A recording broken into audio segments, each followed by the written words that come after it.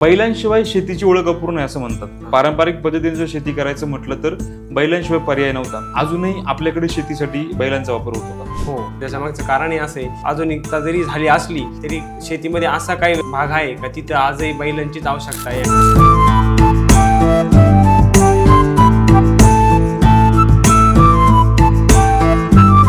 बैलपोळा म्हटलं की पुरणपोळी हे एक खूप समीकरण होतं जे आज धावत्या या जगामध्ये बघायला खूप कमी मिळतात या गोष्टी.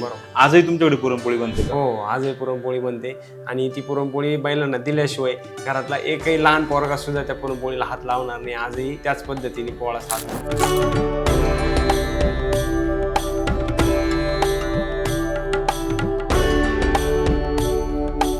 बैलपोळ्याच्या दिवशी लहान मुलांचं वातावरण घरातलं कसं असतं? दिवाळी आणि आमच्या शेतकऱ्यांचा पोळा हा सेम म्हटला तरी चालेल.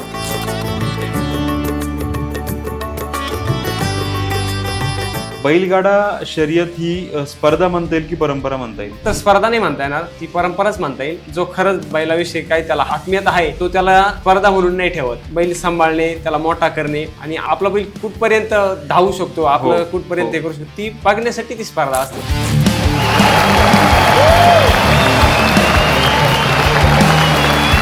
जेव्हा आपण बैलगाडा शर्यत म्हणतो त्यावेळेस सगळ्यात पहिले एक जे नाव सगळ्यांच्या नजरेत येतं किंवा म्हणजे त्या नावाशिवाय खरं तरी शर्यत अपूर्ण आहे असं म्हणतात.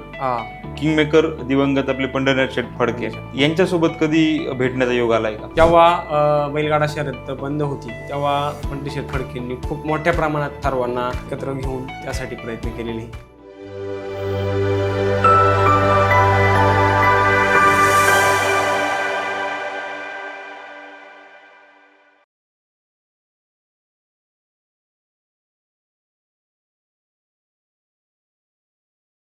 रामराम मंडळी. श्रावण महिना म्हटला की श्रावण महिन्याची सुरुवात एका सणापासून होते ज्याला आपण नागपंचमी म्हणतो आणि श्रावण महिन्याचा शेवट ज्या सणावरती होतो तो म्हणजे बैलपोळा. या दोन्ही सणांचा जर विचार केला तर दोन्ही सणांमध्ये प्राण्यांना प्राधान्य दिलं गेलंय. जसं नागपंचमीला नागाची पूजा केली जाते तसं त्याचप्रमाणे बैलपोळ्याच्या दिवशी बैलाची पूजा केली जाते. बैलाचं नातं बैल आणि शेतकरी हे एक नातं खूप वेगळंच नातं म्हणजे सर्व महाराष्ट्राला सर्व जगाला माहिती आहे. कारण शेतकरी हा जगाचा पोशिंदा आहे आणि तो शेतकरी जगाचा पोशिंदा बैलांशिवाय अपूर्ण आहे असं म्हटलं जातं. परंतु बैलांची हीच एक ओळख वेगळ्या पद्धतीने देखील महाराष्ट्राने बघितली आणि ती म्हणजे बैलगाडा शर्यत. आज आपण ह्याच संदर्भात चर्चा करण्याकरता आपल्या पिक्टोग्राम चावडीवरती ज्यांनी बैलगाडा शर्यतीमध्ये खूप चांगलं नाव कमवलंय असे नाशिकचे किशोर बागुल सर यांना आमंत्रित केलंय. नमस्कार सर. नमस्कार. काय वाटतंय सर, चावडी ही कन्सेप्ट तुम्ही म्हणजे गावाकडच्या लोकांना चावडी कन्सेप्ट चांगल्या प्रकारे माहिती आणि ही डिजिटल चावडी आम्ही तुमच्या पर्यंत आणली, कसं वाटतंय? हा तुमचा उपक्रम अतिशय उत्तम आहे. कारण गावाकडं तरी थोड्या प्रमाणात माणसं किंवा गावकरी एकत्र होत आहे आणि सिटीमध्ये याचं कुठल्याही प्रकारचं पहिल्यासारखं कुठल्याही प्रकारचं संपर्क नसेल असं मला वाटतं. त्यामुळे ही जी तुमची कन्सेप्ट आहे ही एकदम जुन्या गोष्टी समजून घेण्यासाठी किंवा जुन्या गोष्टी नव्या पिढीला माहीत होण्यासाठी चांगली आहे. नक्कीच सर. जशी आपण एपिसोडची सुरुवात करतोय तर मला पहिला प्रश्न तुम्हाला विचारायचा आहे, बैलपोळा हा सण नक्की साजरा करण्यामागचं कारण काय? बैलपोळा हा शेतकरी बैल म्हणजे शेतकऱ्यांचा एक जिव्हाळ्याचा प्रश्न आहे. म्हणजे शेतीसाठी लागणारे म्हणजे पूर्वीपासून जे शेतीसाठी उपयोगात बैलाचाच वापर जास्त केला गेला आणि त्यानंतर एक आपण तो आपल्यासाठी एक वर्षभर कष्ट करतो. मग त्याची एक त्याला एक मान म्हणून किंवा त्याची ऋण फेडण्यासाठी पोळा हा साजरा केला जातो. किशोर भाऊंच्या घरामध्ये बैलपोळा कसा साजरा होतो? पूर्वीपासूनच बैलपोळा म्हटलं की शेतकऱ्यांचे ज्या पोळ्याचा जो दिवस असतो तो सकाळी लवकर उठणे तर संध्याकाळी पूर्ण मिरवणुकीपर्यंतचा पूर्ण वेळ हा ठरलेला असतो. सकाळी लवकर उठणे, चारा वगैरे देणे जनावरांना, नंतर नदीवर किंवा आता नदीवर जास्त नेत त्यामुळे घरी आंघोळ वगैरे घालणे, नंतर ते कलर वगैरे सगळे आटपून आणि मिरवणुकीसाठी गावात घेऊन जाणे. आम्ही ज्यावेळेस लहान होतो त्यावेळेस आम्हाला आठवतंय की बैलांना आंघोळ घातली जायची, त्यानंतर त्यांना फुगे बांधणं, त्यांना विविध रंगांची म्हणजे त्या बैलांची नावं त्या रंगांवरती लिहिणं, त्यानंतर त्यांची मिरवणूक आणि मग प्रत्येकाच्या घरी आपली बैलजोडी जाणार, त्यांना पुजलं जाणार. अशा प्रकारे सगळ्या गोष्टी घडायच्या. आणि त्यावेळेस बैलपोळा म्हटलं की पुरणपोळी हे एक खूप समीकरण होतं जे आज खरं तर धावत्या ह्या जगामध्ये बघायला खूप कमी मिळतात या गोष्टी. बरोबर. आजही तुमच्याकडे पुरणपोळी बनते का? हो, आजही पुरणपोळी बनते आणि ती पुरणपोळी बैलांना दिल्याशिवाय घरातला एकही लहान पोरगा सुद्धा त्या पुरणपोळीला हात लावणार नाही. आजही त्याच पद्धतीने पोळा साजरा होतो. तुम्ही लहान मुलांचा उल्लेख केला इकडे. बैलपोळ्याच्या दिवशी लहान मुलांचं वातावरण घरातलं कसं असतं? खूप आनंदी म्हणजे दिवाळी आणि आमच्या शेतकऱ्यांचा पोळा हा सेम म्हटला तरी चालेल. बैलांशिवाय शेतीची ओळख अपूर्ण आहे असं म्हणतात. हां. पारंपरिक पद्धतीने जर शेती करायचं म्हटलं तर बैलांशिवाय पर्याय नव्हता. परंतु आता त्याला जोड बऱ्याचशा गोष्टी आल्यात. म्हणजे आपण आधुनिक गोष्टींकडे वळालोय. हां. ट्रॅक्टर आणि बाकीच्या तत्सम गोष्टी आल्यात. अजूनही आपल्याकडे शेतीसाठी बैलांचा वापर होतो का? हो. अजूनही आपल्याकडे शेतीसाठी वापर होतो आणि होणारच. त्याच्यामागचं कारण हे असं आहे, की आधुनिकता जरी झाली असली, तरी शेतीमध्ये असा काही भाग आहे का तिथं आजही बैलांचीच आवश्यकता आहे आणि बैलांचाच वापर केला जातो. बऱ्याचदा असं म्हटलं जातं, की कमी वेळेत पीक चांगलं निघालं पाहिजे किंवा जास्त तिथून उत्पन्न मिळालं पाहिजे आणि म्हणून आधुनिकतेकडे वळा असं म्हटलं जातं आणि त्यासाठी मग ट्रॅक्टर आणि बाकीच्या गोष्टींचा वापर केला जातो. हां. परंतु ट्रॅक्टरचा वापर न करता मला जर बैलांच्या सहाय्याने शेती करायची असेल त्याचे फायदे कसे आहेत? बैलाच्या सहाय्याने शेती करण्याचे फायदे असे, जी जमिनीची सुपीकता जी असते, म्हणजे जमिनीचा टिकून ठेवण्यासाठी म्हणजे जर बैलांनी जर शेती केली, तर तिची मातीची जास्त हे नाही होत. ट्रॅक्टरच्या ज्याच्याने जे दबली जाती किंवा मग जास्त प्रमाणात माती काढली जाते. अशी न होता बैलांच्या सहाय्याने त्या जमिनीची सुपीकता टिकून ठेवली जाते. आणि दुसरी गोष्ट अशी बैल असल्यामुळे जे त्यांची जी विष्ठा आहे, शेणखत वगैरे ते सुद्धा आपण शेतीत टाकल्यामुळे जमीन अजूनच सुपीक होते. खरं तर मला त्या प्रश्नाकडे यायचंच होतं, की आज रासायनिक खतांचा बराचसा वापर सुरू झालाय हो, हो. आणि खूप कमी लोकांकडे मला असं वाटतं, की आज बैलजोडी बघायला मिळते हो. आणि त्यामुळे ते शेणखत त्या शेतीला मिळतं. बरोबर. तर यामुळे बराचसा परिणाम त्या शेतीवरती व्हायला लागलाय. हो. या प्रश्नाकडे आपण नक्कीच वळूया, परंतु बैलपोळा किंवा बैल ह्या विषयाला धरून आपण आज जी चर्चा करू, त्यानिमित्ताने मला तुम्हाला विचारायचंय, एकीकडे बैलाचा वापर शेतीसाठी होतो हां. आणि दुसरीकडे आपण बैलगाडा शर्यत पण होते. हो. तर अशा दोन्ही प्रकारे वापरल्या जाणाऱ्या बैलांसाठीची काही प्रजाती वेगळ्या असतात का? तसं तर काही नसतं. कारण एक उदाहरण सांगतो तुम्हाला मी. समजा आज महाराष्ट्रात खूप गाजलेला बैल म्हणजे बकासूर आणि हा बैल गावरानमध्ये घेतला जातो. थोडक्यात म्हणजे गावरान प्रजाती शक्यतो शेतीसाठी वापरली जाते. होय. पण तो आज महाराष्ट्रात सर्वात जास्त वेगवान बैल म्हणून बकासूरकडे बघितलं क्या जातं. बात है! म्हणजे असं काही नाही की म्हैसूरच बैल शर्यतीसाठी पळू शकतो. असं असं म्हणजे बकासूरच्या विभागाच्या याच्यावरती असं वाटतंय, विभागानुसार असं वाटतंय की गावरान बैल सुद्धा हा शर्यतीसाठी किंवा अ, अ, शर्यतीसाठी हा योग्य आहे असं. नक्कीच आपण या सगळ्या प्रजातींकडे वळणारच आहोत. परंतु त्या अगोदर मला एक प्रश्न असा विचारायचा आहे. बैलगाडा शर्यत ही आपल्या गावासाठी, आपल्या संस्कृतीसाठी किती महत्त्वाची आहे? बैलगाडी शर्यतीमुळेच बैल हा शब्द आहे असं मला म्हणायचंय. कारण की जर बैलगाडी शर्यत नसती किंवा आत्ताच्या कंडिशनला समजा आपण ट्रॅक्टरचा वापर करतोय आणि बैलाचा वापर कोणीच करत नाही. नाही. एक बैलगाडी क्षेत्र असं आहे की आजही ज्यांना घरी वाटत नाही किंवा एखादा गायला सुद्धा पाणी पाजणार नाही, तो मुलगा सुद्धा आज बैलगाडी शर्यतीमध्ये आहे. तो बरोबर. मुलगा सुद्धा बघायला म्हणून येतोय. म्हणजे जर समजा बैलगाडी शर्यत नसती, तर बैल शब्दही कमी होत चाललाय आणि समजा भविष्यात ती जर कमी झाली बैलगाडी शर्यत, तर बैलच बघायला भेटणार नाही. फक्त चित्रात बैल बघायला भेटेल. तुम्ही चित्रात बैल बघायला भेटेल ही शोकांतिका सांगताय.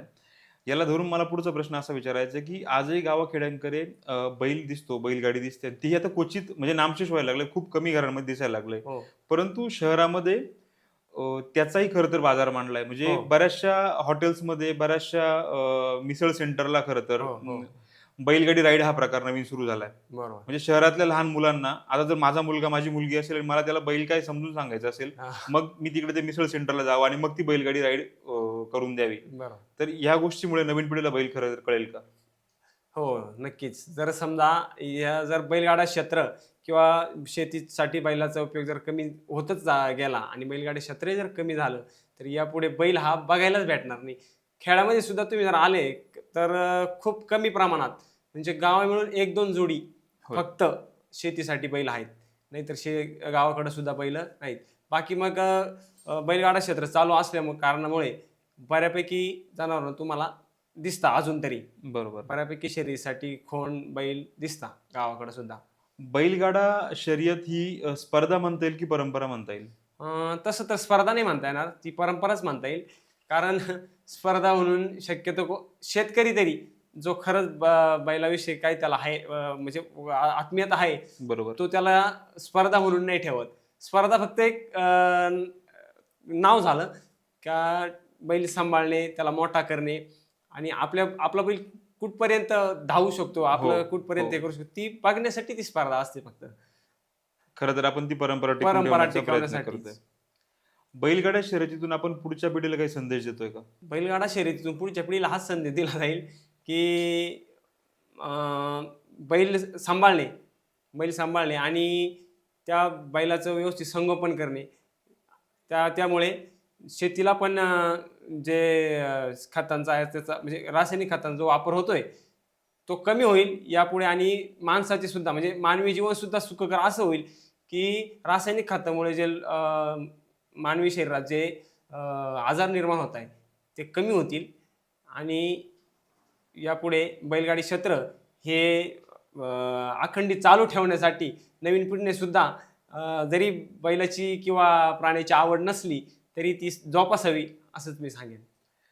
मागच्या काळामध्ये आपल्या मराठी चित्रपटसृष्टीमध्ये एक चित्रपट आला होता, मुळशी पॅटर्न ज्याचं नाव हा. प्रवीण तरडेंनी जो केला होता, आणि त्याच्यामध्ये एक वाक्य होतं, शेती इकायची नसते, राखायची असते. राखायची असते. तसं बैलांबाबत असं काही म्हणता येईल का? हो, मग म्हणता येईल ना. जरी तुम्हाला शेतीसाठी बैल वापरायचा नसेल पण एक परंपरा म्हणून काय म्हणता ना, एक घरात गाय घरात आई गोठ्यात गाय, तसं एक बैलजोडी ही प्रत्येक घरी असलीच पाहिजे असं मला वाटतं. खरं तर मला वाटतं की घरात आई आणि गोठ्यात गाय, त्यासोबतच बैलजोडी असे खूप मोठा महत्वाचा संदेश तुम्ही यातून देताय. हो. पुढचा प्रश्न मला असा विचारायचा आहे की शर्यती करता ज्यावेळेस बैलांची निवड होते हां. तर त्यात विशिष्ट काही गोष्टी बघितल्या जातात का? हो. तर त्यामध्ये असं असतं, शर्यतीसाठी जेव्हा बैल बघतो आपण तर एक बैलाचे पाय, जो खुर म्हणतो आपण, हां. ते साधारण जास्त मोठी नसावी. हरणाची खुर असताना अशी खुर असावी. पोळ म्हणतो, पोळ गळ्याचा जो पोळ असतो ना, बरोबर. तो खूप कमी प्रमाणात असावा. आणि जी शेप असते बैलाची तिची हाईट कमी असावी, म्हणजे कमी कमी शेप असावी त्याला. बरोबर. आणि जो खांदा जो असतो तो नारळी टाईप, म्हणजे नारळी टाईप खांदा असावा, गोल खांदा नसावा. असं एवढी असते. हे झालं आपलं समजा शर्यतीच्या बैलाचं वर्णन की अशा प्रकारे असावं. शर्यतीत धावणारा बैल आणि शेतीमध्ये आपण जो वापरतो तो बैल, या दोघांमध्ये प्रमुख फरक काय असतो? शेतीचा जो बैल आहे त्याची मान ही जरा जास्त किंवा मोठी किंवा जाड अशी असते. का तर त्याला तो नांगर किंवा शेतीची कापायची असते, ओढायची असते, तर त्याच्यात गर्दनमध्ये जास्त ताकद असावी म्हणून त्याचा खांदा मोठा असतो, त्याची मान पण मोठी असते. त्याचं शरीर जे असतं ते भरदार असतं जास्त पाठीमागे. आणि पाय जे असतात ते पण काळ्या खुराचे, जेणेकरून पावसात इकडं चालताना त्याच्या पायाला काही त्रास होऊ नये, इजा होऊ नये, अशा पद्धतीचं.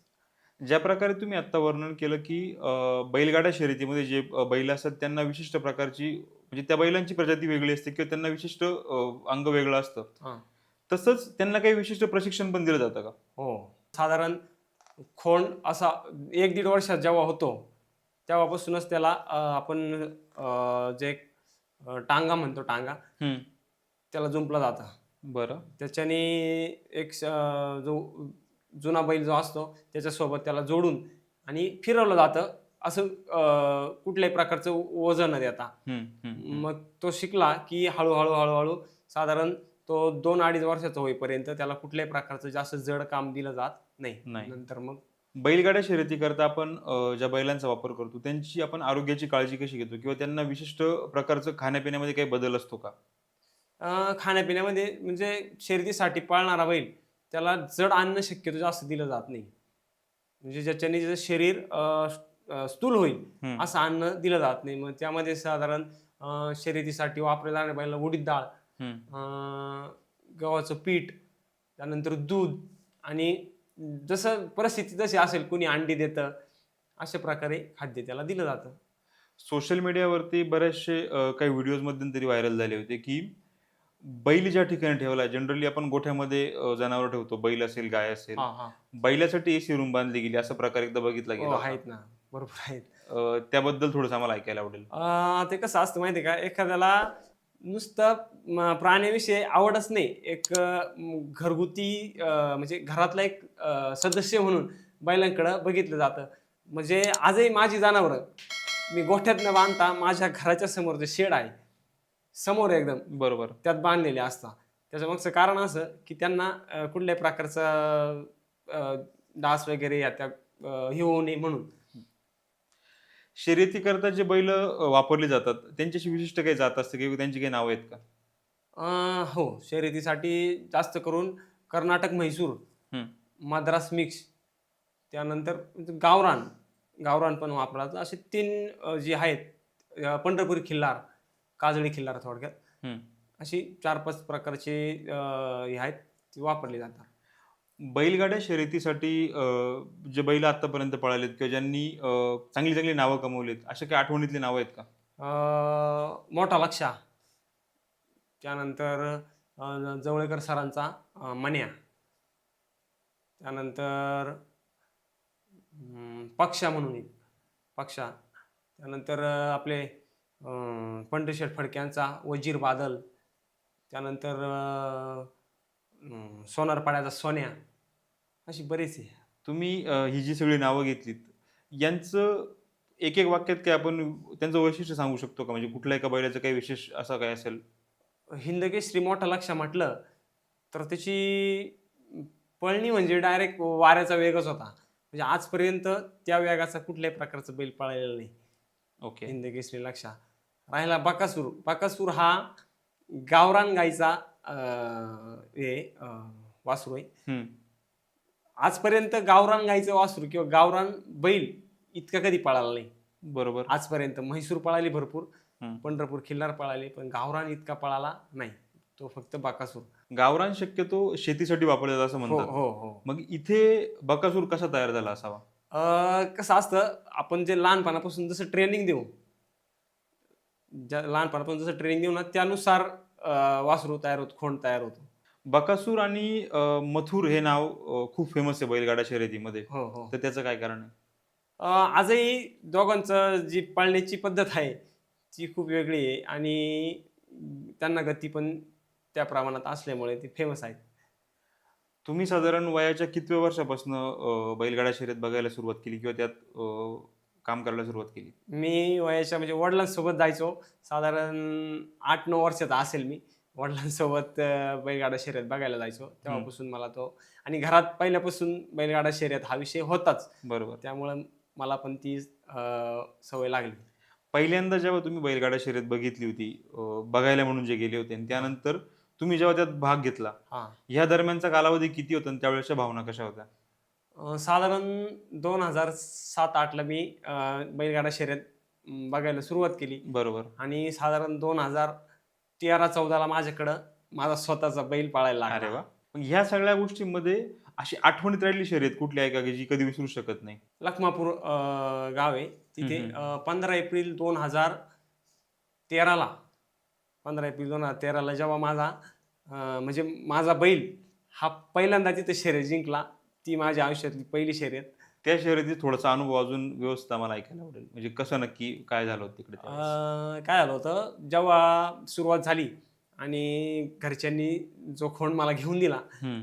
तो मी पहिले 2-3 वेळेस शर्यतीसाठी नेला, पण तो हरला. म्हणजे थोडक्यात त्याला यश नाही आलं 2-3 शर्यतीमध्ये. बरोबर. आणि नंतर परत पुन्हा मी 15 एप्रिल 2013 ला रखमापूरला डॉक्टर बाबासाहेब जयंतीनिमित्त शर्यत भरली आणि तिथे मी माझा तो बैल घेऊन गेलो. आणि तेव्हा मी स्वतःच जॅकी म्हणून काम करायचो. मी स्वतःच गाडी चालवायचो. बरोबर. तर त्यावेळेस त्या मैदानात 2 वेळेस हारल्यानंतर त्या मैदानात पहिल्यांदाच जेव्हा माझ्या बैलांनी ती शर्यत जिंकली ना, मी इतका खुश होतो. म्हणजे माझ्या लाईफमधलं पहिलं यश बैलगाडी क्षेत्रातलं 2013चं. अरे वा. तेव्हा 2 वेळा ज्यावेळेस तुम्ही शर्यत हारले, तेव्हा कधी असं वाटलं नाही की यार नाही आता बस सोडून द्यावं, मला नाही करायचं, असा काही विचार नाही आला का? नाही नाही नाही नाही, असं कधी नाही वाटत. कारण कसं असतं, समजा आज जर अपयश आलं तर बैलाचा मूड नसेल किंवा त्याचं काही आपण असा विचार करतो मी कधी पण, का त्याचा मूड नसेल किंवा जसं काही दुखत असेल त्यामुळे तो हारला, परत नव्याने सुरुवात करू असं. 2 वेळा ज्यावेळेस तुम्ही हारले आणि त्यानंतर तिसऱ्यांदा तुम्ही जिंकले ती शर्यत. हो. तर 2 वेळा हारल्यानंतर तयारी कशी केली? तयारीमध्ये काही बदल केले होते का? तयारीमध्ये त्याचं खाद्य वाढवलं गेलं आणि त्याचा जो रोजचा व्यायाम आहे, तो व्यायाम वाढवला गेला आणि त्याच्यानी प्रोग्रेस म्हणजे सुधारणा होत गेली. तिसऱ्या टायमाला मला तो अनुभव मिळाला. रोजचा व्यायाम वाढवला म्हणजे व्यायामामध्ये आपण नक्की काय केलं त्यावेळेस? कसं असतं, जनावरांना खाद्य नुसतं खाद्य न देता साधारण आता 5 किलोमीटर आम्ही एका बैलाला रोज फिरून म्हणजे 4 दिवसांनी 3 दिवसांनी फिरून आणतो. त्यानंतर 3 दिवसांनी किंवा 4 दिवसांनी पाण्यात टाकतो पोहण्यासाठी. पोहणं हा व्यायाम असा आहे, त्याच्याने पूर्ण नसा मोकळा होता जनावरांचा आणि शरीर पण असं एकदम काय म्हणतात स्थूल न राहता फिट राहता असं. फिट राहतं. जसं काही वेळापूर्वी तुम्ही उल्लेख केला होता, म्हणजे बकासूर असेल, मथुर असेल किंवा लक्ष्याचं तुम्ही नाव सांगितलं. असे बरेचसे नावाजलेल्या बैलांची नावं तुम्हाला तोंडपाठ आहेत. हो. तुमच्या बैलांची नावं आम्हाला ऐकायची आहेत. आमच्याकडे एक शिव आहे, एक लक्ष आहे, त्यानंतर गोविंदा आहे आणि पक्षा म्हणून आहे आणि माऊली एवढी जनावर आहे आमच्याकडे. मग हे सगळे शर्यतीचे बैल आहेत की आज शेतीसाठी कोणी काम करतंय? शर्यतीची ही सर्व शर्यतीची बैल आहे. पाचीचे पाची पाचीचे शर्यती- पाचशे नवीन खोंड आहेत शर्यतीचे बैल आहे. मग आपण शेतीसाठी नक्की काय वापरतोय? शेतीसाठी बैल आहे आपल्याकडं एकाचं नाव हरणे आहे आणि एकाचं राज आहे. बैलगाडा शर्यतीमध्ये ज्यावेळेस बकासूर किंवा मथुर हे नाव घेतलं जातं, म्हणजे ही मानाची बैल असं म्हटलं जातं. हो, हो. आणि प्रत्येक जो व्यक्ती शर्यतीमध्ये येतो त्याचं स्वप्न असतं की माझे बैल यांच्यासोबत पळावेत पळायला पाहिजे. किंवा जिंकावेत. हा. तुमचं असं काही स्वप्न आहे का? हो आहे ना. तर कसं असतं आजच्या घडीला ते बैल म्हणजे आज बैलगाडी क्षेत्रातील एक देव म्हणून मानले जातात.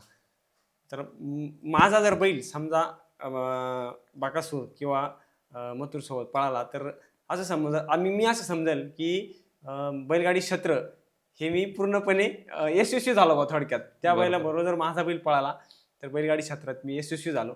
कारण त्या बैलांची खासियतच अशी आहे, जो बकासूर आहे, बकासूर हा समोरची गाडी म्हणजे समोरचा जनावर जितके पळतील त्या वेगाने बैल पळत असतो. ओके. हा, बकासूरचे ते एक वैशिष्ट्य आहे की समोरचं शेजारची बैलगाडी किंवा बैल ज्या गतीने पळतील त्या गतीने बकासूर पळत असतो. आणि मथुर हा कायम पब्लिकच्या बाजूने पळत असतो.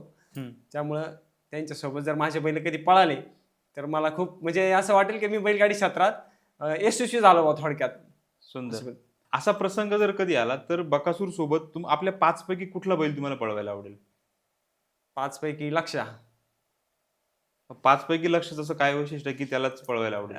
लक्ष्याचे आजही पण तो ज्या वयाला आहे त्या वयामध्ये त्याची पळणी ही म्हणजे सुरुवातीपासून तर शेवटपर्यंत लक्ष हा बैल आमचा असा आहे की सुरुवातीला थोडा कमी आणि जिथे गरज आहे तिथे वाढणार. क्या बात आहे. म्हणजे जिथे निकाल घ्यायचा आहे तिथे बैल वाढणार. त्यामुळे बकासूर सोबत आम्ही लक्षा पळू किंवा पळेल. तुम्हाला शेती करत असताना कधी बैलांसोबत ट्रॅक्टरचा वापर करायची गरज नाही वाटली का? हो येते ना कधीतरी येते ना. फरक जाणवतो दोघांमध्ये?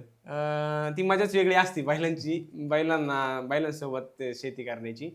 जेव्हा आपण बैलगाडा शर्यत म्हणतो त्यावेळेस सगळ्यात पहिले एक जे नाव सगळ्यांच्या नजरेत येतं किंवा म्हणजे त्या नावाशिवाय खरं तरी शर्यत अपूर्ण असं म्हणतात.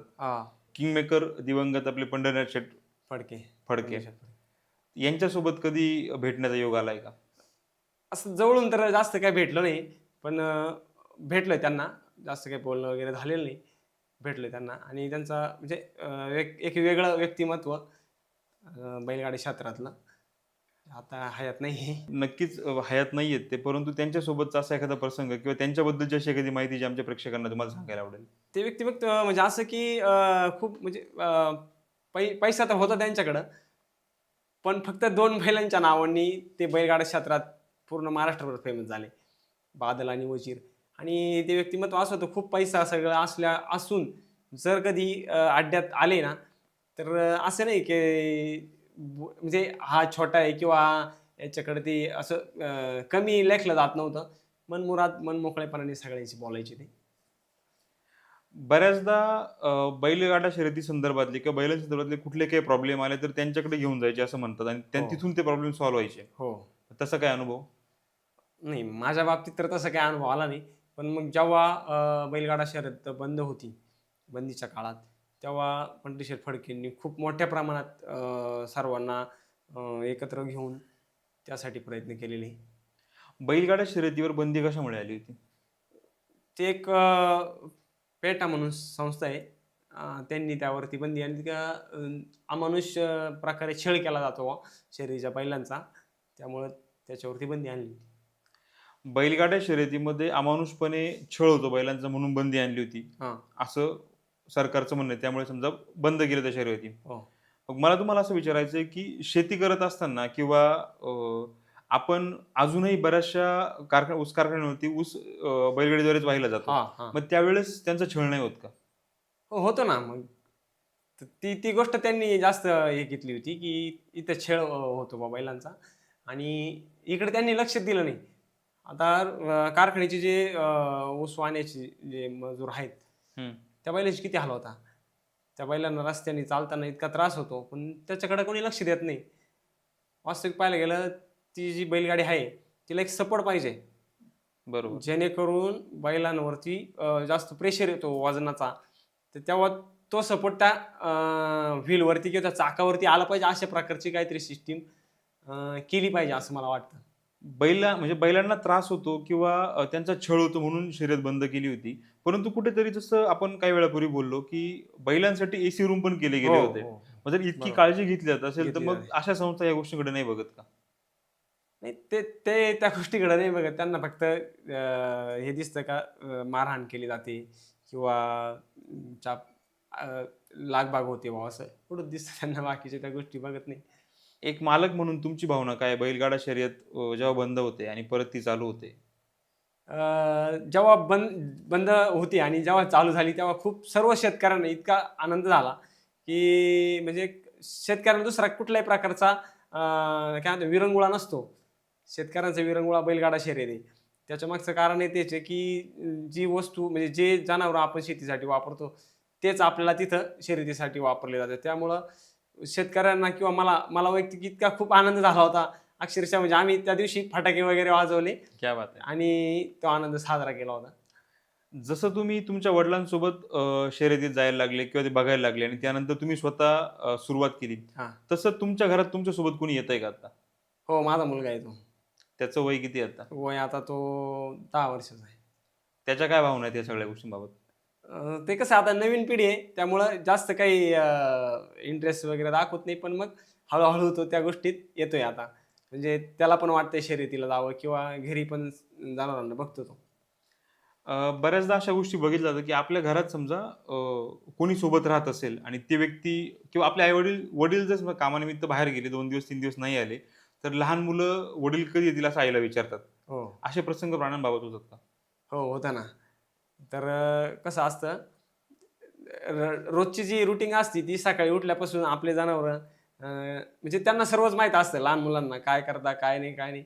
जे माझे जे मुलं आहेत, सकाळी जर उठलो आपण जे चंदी वगैरे त्यांना देतो, खाद्य देतो.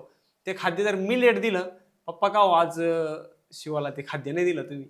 म्हणजे त्यांचं इथपर्यंत लक्ष राहतं. अरे वाह! हां. आणि समजा आपण गेलो, खेळायला गेलो, शर्यतीला गेलो. तिकडनं जेव्हा आपली गाडी येते, गाडी आल्यावरती सर्वात पहिला प्रश्न, "आज जिंकला का बैल?" सुंदर. असं एक भावना असते लहान लहान मुलांची. बरोबर. या सगळ्या प्रवासामध्ये आपल्या घरातल्या लहान मुलांबद्दल तुम्ही बोललेच. या क्षेत्रामध्ये किंवा या सगळ्या प्रवासात महिला तुम्हाला कसं साथ देतात? कसं असतं, ज्या दिवशी आम्हाला समजा शर्यतीला जायचंय, जेव्हा जाऊ तेव्हापासून येईपर्यंत सर्व काम महिला बघणार. त्यांना सांगावं नाही लागत, की आम्ही संध्याकाळी परत येताना चारा आणून ठेवा किंवा काही त्या गोष्टी त्यांना सांगावं नाही लागत आणि आमच्याकडं म्हणजे सकाळपासूनच मी समजा आज जायचंय ना, तर घोडा किंवा बैल त्यांना अंघोळ घालण्यापासून त्यांच्या पूर्ण काम जे आहे ते आमच्या महिला करतात. बरोबर. तुम्ही आता घोडा आणि बैल ह्या गोष्टींचा उल्लेख केला. बैलगाड्या शर्यतीमध्ये एक्झॅक्टली प्रकार किती आहेत? बैलगाडा शर्यतीमध्ये तसं पाहायला गेलं तर 4 ते 5 प्रकारामध्ये बैलगाडा शर्यत केली जाते. हम्म. आपल्याकडं नाशिक जिल्ह्यात घोडा बैल जास्त प्रमाणात खेळला जातो. त्यानंतर इकडं पुणा साईड गेला तर आपण सेकंदावरती घाट म्हणतो, त्या घाटात हे खेळलं जातं. सातारा साईड गेला तर तिकडं आपले सॉरी छकडा पद्धत म्हणतो, ती खेळली जाते. आणि मुंबई साईड गेला तर बिनजोड म्हटलं जातं. ह्या सगळ्या पद्धतींबद्दल किंवा प्रकारांबद्दल आम्हाला थोडंसं अजून माहिती तुमच्याकडनं खरं तर ऐकायची आहे. कसं असतं, घोडाबैलमध्ये एक घोडा आणि बैल. डाव्या साईडला घोडा असतो, उजव्या साईडला बैल असतो आणि ते पळवले जातात. पुण्याकडं घाटात 4 बैल असतात आणि पुढे घोडी असती. हम्म. 4 बैलांपैकी 2 बैल पाठीमागे, 2 बैल मध्ये, पुढे घोडी. आणि तो सेकंदावरती असतो, म्हणजे जिथून स्टार्ट झाला ते एंडपर्यंत सेकंद लावला जातो. त्या किती कमी सेकंदात जो येईल तो विजयी किंवा तो मानकरी बरोबर. त्या दिवसाचा. हम्म. आणि बिनजोडमध्ये कसं असतं, 2 बैल असतात आणि शेजारी 2 बैल आणि असे 2 बैल, 4 बैलांची शर्यत लागली जाते. बैलगाड्या शर्यतीमध्ये बऱ्याचदा अशा गोष्टी बघितल्या गेल्या की कुणी बुलेट जिंकतं, कुणी जेसीबी पर्यंत गेले किंवा खूप सारं सोनानं पैसा जिंकला जातो. हो. तर हे सगळ्या गोष्टी कशा घडतात? ते कसं असतं, आता समजा आपला नाशिक जिल्हा आहे, तर इथं एवढ्या मोठ्या प्रमाणात बक्षीस दिलं जात नाही. आणि समजा पुणा किंवा कोल्हापूर, सोलापूर साईड आहे ना, तिकडे मोठ्या प्रमाणात बक्षिसं असतात. त्यामुळं तिकडं बक्षीस पण त्या प्रमाणात असल्यामुळं जनावरं पण त्या हिशोबातच असतात. आणि JCB वगैरे जे आहेत ते तिकडं घाटाच्या याला जास्त दिले जातात बा असं. ह्या बैलगाड्या शर्यतींचे काही नियम आहेत का? म्हणजे काही पारंपरिक नियम किंवा आता काही नियमांमध्ये बदल झालेत का? हो. त्यामध्ये सर्वात प्रथम का बैलांना, म्हणजे पहिले केलं जात नव्हतं, बैलांना मारहाण करायची नाही बुवा. हम्म. मारहाण करायची नाही. त्यानंतर ते असं टोचणे वगैरे किंवा रक्त वगैरे येऊ दिलं जात नव्हतं. येऊ दिलं जाणार नाही याची काळजी घेतली जाते. आणि समजा आता खेळायला आपण गेलो तर सोबत पाणी नेणे, जे ऊन असतं तर तिथं पाणी नेणे किंवा त्यांना सावली वगैरे करणे तिथं गेल्यावरती, असे बऱ्यापैकी काळजी घेतली जाते. बरोबर. ज्यावेळेस कुठले मैदानी खेळ होतात, म्हणजे आपण जेव्हा कुठलेही खो-खो म्हणा, कबड्डी म्हणा, असे कुठले तत्सम खेळ खेळतो, हां. तर त्यावेळेस प्रथम चर्ची सोय लगेच केलेली असते, कोणाला हो. काही इजा झाली तर. हो. मग अशा बैलगाड्या शर्यतीच्या नियोजनामध्ये आपण काही करतो का? हो. बैलगाडा शेतीच्या नियोजनामध्ये आत्ताच्या स्थितीला माणसांसाठी ॲम्ब्युलन्स अवेलेबल असते आणि जनावरांसाठी स्पेशली ज्या गावाने तो खेळ भरवलेला आहे, ते जनावरांच्या डॉक्टरांना दोघा-तिघांना अवेलेबल करून देतात. बरोबर. जसा इंग्लंडचा म्हणजे परदेशाचा म्हणूया खरं तर आपण, हां. की खेळ जो क्रिकेट होतो आपल्याकडे खूप नावारूपास आला आणि आता क्रिकेटशिवाय लहान-लहान मुलं असेल की वयोवृद्ध असेल, ते क्रिकेटशिवाय राहू शकत नाही. हां, हां. असं बैलगाडाबाबत असं काही भाव तुम्हाला वाटतं का? हो, नक्कीच. ही इच्छा आहेच, की बैलगाडा जो खेळ आहे, हा सातासमुद्रापलीकडे जावा आणि तो अजून वाढत जावा, जेणेकरून बैल हा नुसता शेतकऱ्यांपुरता मर्यादित न राहता, त्यात नोकरदार सर्वांनी त्या बैलाचा आदर करावा किंवा त्या बैलाविषयी कृतज्ञता म्हणून तो खेळ पुढे नेत राहावा. नेत्रावा. तुम्ही आता ह्या ज्या गोष्टी सगळ्या सांगितल्यात, यात मला एक प्रश्न असा विचारायचा आहे, जसं आपण बकासूर असेल किंवा तुम्ही बादल नाव सांगितलं मला, पंढरी शेट यांचं, तर अशी काही मागणी होते का? किंवा हे नक्की समजा बैलांची प्रजाती कशी वाढली याकरता संशोधन म्हणून कधी बैलांचा विचार केला गेलाय का? की आम्हाला त्यावरती अभ्यास करायचा आहे, आम्हाला हा बैल हवा आहे किंवा त्याची कधी बोली वगैरे लागली, असा काही प्रसंग आहे का? हो, लागते ना. एखादा बैल फेमस असतो समजा, आता बकासूर घ्या. बकासूर ज्या गतीने पळतोय त्याला परदेशातून मागणी आहे. त्या बैलाला 3 कोटी रुपयाची मागणी झालेली आहे त्या बैलासाठी. आणि असे भरपूर बैल आहे की जे त्या प्रजाती, म्हणजे समजा बकासूर गावरानमध्ये पळतोय, मग लोकांचं लगेच असं गावरान तयार करण्यासाठी, खोंड तयार करण्यासाठी प्रयत्न चालू आहे आत्ता सध्या. हम्म. आणि जेव्हा मोठ्या लक्षाचा काळ होता, तो मोठ्या लक्षा म्हैसूरमध्ये मोडला जातो. हम्म. तर तो काळ असा होता, त्यानंतर सगळी महाराष्ट्रात नाशिक जिल्हा म्हणा किंवा इतर ठिकाणी, पण म्हैसूर प्रजातीकडे जास्त लक्ष गेलं. आपल्याकडे जे 5 बैल तुम्ही सांगितले मला, तर हे कुठल्या प्रजातीचे आहेत? बकासूर गावरान आहे. जो मथुर आणि आपला आहे मोठा लक्ष आहे म्हैसूर आहे. आणि सोनारपाड्याचा सोन्या हा खिल्लारमध्ये मोडला जातो. नाही, मी खरं तर मी तुमच्याबद्दल विचारतोय, की जसं तुम्ही सांगितलं, की बकासूरला जेव्हा मागणी झाली किंवा 3 कोटीपर्यंतचा विषय झाला, तर आत्ता लोकं तशा प्रजातीचे बैल तयार करायला सुरुवात करताय किंवा प्रशिक्षण द्यायला चालू करताय. हां, मग तुमच्याकडे जे बैल आहेत, हां. त्यांना तुम्ही कुठल्या गोष्टीने बघताय? आता माझ्याकडं पण एक गावरान आहे शिवा म्हणून. तर त्याला मी म्हणजे त्याला पण त्या पद्धतीने ट्रेन केलेलं आहे. आणि बाकी जी आहेत लक्ष्या वगैरे, ती म्हैसूर प्रजातीची आहे. त्यांना पण ट्रेनिंग चालू आहे. बऱ्याचदा सोशल मीडियावरती अशा निगेटिव्ह कमेंट्स येतात, की बैलगाडा शर्यत ज्यावेळेस होते, मुख्य जनावरं, मुख्य प्राण्यांना पळवलं जातं आणि आपण त्याची मजा घेतो किंवा आपण त्याचा आनंद लुटतो. हां. तर आपण खरंच त्या जनावरांवरती अन्याय करतोय का? नाही, मला तर नाही वाटत जनावरांवरती अन्याय होतोय असं. त्याच्यामागचं कारण असं आहे, की ज्या पद्धतीने आम्ही त्यांचं संगोपन करतो, त्या पद्धतीने कोणी करू शकत नाही. आणि ज्यांना ज्यांना वाटतंय, की अन्याय होतो, त्यांनी एक जनावर किंवा एक खोंड घेऊन बघावं आणि त्याची संगोपन करून बघावं. मग त्यांना समजेल काय होतं आणि काय त्रास असतो. समजा एखादा लहान मूल आहे, त्या लहान मुलाला आपण काय म्हणतो ना, एक सवय लावण्यासाठी अ, मारतो. समजा बरोबर. आपलं स्वतःचं मूल आहे, त्याला आपण मारतो. का मारतो? त्याला चांगलं वळण किंवा चांगली सवय लागावं. फक्त बस तेवढाच विषय असतो. त्यामुळं असं कुठल्याही प्रकारचा जनावरांचा छळ किंवा जास्त मारहाण केली जाते, ही खोटी गोष्ट आहे. हे फक्त एक काहीतरी बंद पाडण्यासाठी किंवा एक शेतकऱ्यांच्या अस्मितेचा प्रश्न आहे तो. त्याला हे करण्यासाठी केलेली गोष्ट आहे, बाकी काही नाही. बरं. जसं तुम्ही काही वेळापूर्वी उल्लेख केला होता, की बकासूरसाठी म्हणजे संशोधनाकरता परदेशातनं मागणी आली 3 कोटीपर्यंतची. हां. मग असं आपल्याकडे भारतामध्ये काही संशोधन किंवा त्यावरती सरकार काही करत नाहीये का? नाही, अजून तरी तसं काही केलेलं नाही आहे सरकारने. आपल्या पिक्टोग्राम चावडीच्या माध्यमातून किंवा ह्या व्यासपीठाच्या माध्यमातून तुम्हाला सरकारला काही सांगायला आवडेल का? सरकारला सांगायचं एवढंच राहील, की जर भविष्यात बैल हा टिकवायचा असेल किंवा देशी गाय जर टिकवायची असेल, तर तुम्हाला बैलगाडी क्षेत्र किंवा बैलगाडी जी चालू आहे बैलगाडी शर्यत, ती बंद न करणे हा एकमेव पर्याय राहील. नाहीतर भविष्यात काही वर्षानंतर बैल हा कुठेही शेतकऱ्याच्या घरी किंवा इतर कुठेही बैल दिसणार नाही. त्यामुळे बैलगाडा शर्यत किंवा बैल हा टिकवण्यासाठी बैलगाडा शर्यत महत्त्वाची आहे. जसं डायनासोर ही प्रजाती आज पुस्तकात बघायला मिळते आणि पुस्तकात आपण त्याबद्दल वाचतो.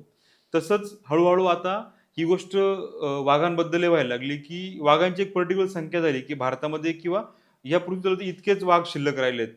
खरं तर उद्या म्हणजे येणाऱ्या काळामध्ये बैलांबाबत अशा काही गोष्टी व्हायला नको. म्हणून जितकं आपण सजग किंवा जितकं जागरूक वाघांसाठी आहोत, तितकंच बैलही तितकेच महत्त्वाचे आहेत आणि या हिशोबाने नक्कीच विचार व्हावा, असं खरं तर आम्हालाही वाटतं. या चावडीच्या माध्यमातून आम्ही हे आवाहन करतोय.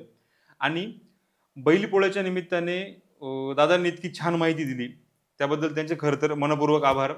मित्रांनो, येणाऱ्या काळामध्ये अजून असेच नवनवीन आपण एपिसोड घेऊन येतोय आणि वारंवार एका गोष्टीचा आम्ही उल्लेख करतोय, की नवरात्रीमध्ये 9 स्पेशल महिलांना आपण इथे बोलावणार आहोत, त्यांच्याशी चर्चा करणार आहोत. तर अशा कुठल्या विषयांवरती चर्चा व्हावी असं तुम्हाला जर वाटत असेल, तर कृपया कमेंट बॉक्समध्ये कळवा आणि येणाऱ्या अपडेट्स करता आजच चॅनल सबस्क्राईब करा. तूर्तास थांबतोय. धन्यवाद.